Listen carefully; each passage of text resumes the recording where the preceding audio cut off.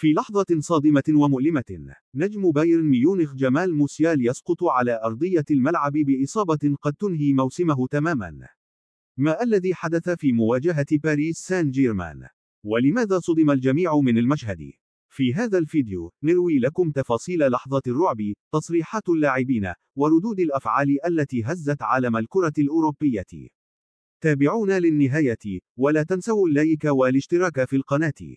في مشهد صادم هز جماهير كرة القدم حول العالم، تعرض نجم بايرن ميونخ الألماني جمال موسيال لإصابة مروعة يشتبه بأنها كسر في الساق، وذلك خلال مواجهة فريقه ضد باريس سان جيرمان في دور ربع النهائي من بطولة كأس العالم للأندية، والتي خسرها البافاري بنتيجة 2-0.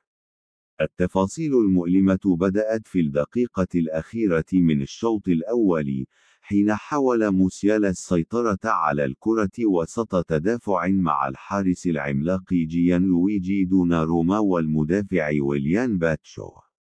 لكن لحظة الاصطدام كانت مأساوية.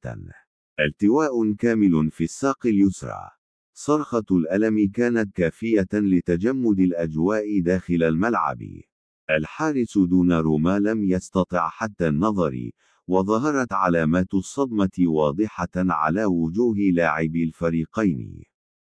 تم نقل موسيال على الفور إلى المستشفى، وأكدت إدارة بايرن لاحقا أن هناك اشتباها قويا بكسر في الساق، ممن يعني نهاية موسم اللاعب رسميا، وغيابه المحتمل عن تصفيات كأس العالم المقبلة مع منتخب ألمانيا.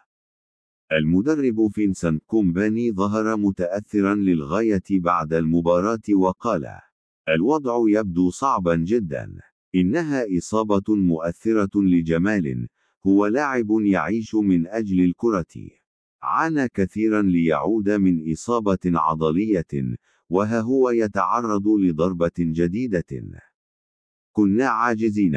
إنها لحظة قاسية جدا. موسيال كان قد عاد لتوه بعد غياب دام 3 أشهر بسبب إصابة عضلية، وشارك في البطولة كبديل في بعض المباريات، حتى قرر المدرب إشراكه أساسيا أمام باريس.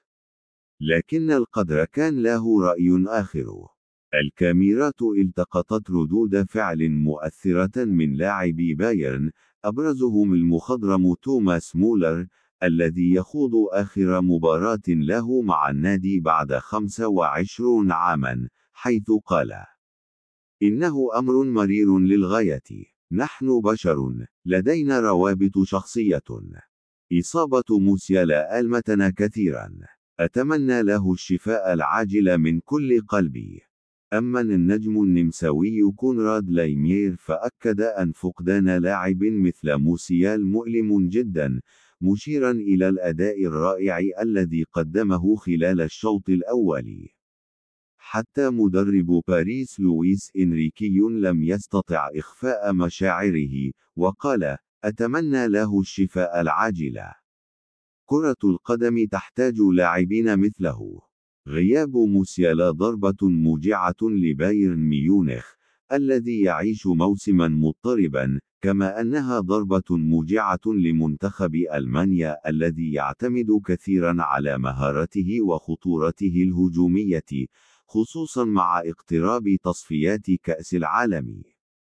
إذا أعجبك هذا الفيديو لا تنسوا الضغط على زر الإعجاب والاشتراك في القناة، وتفعيل زر الجرس ليصلك كل جديد عن أبرز أخبار الكرة العالمية.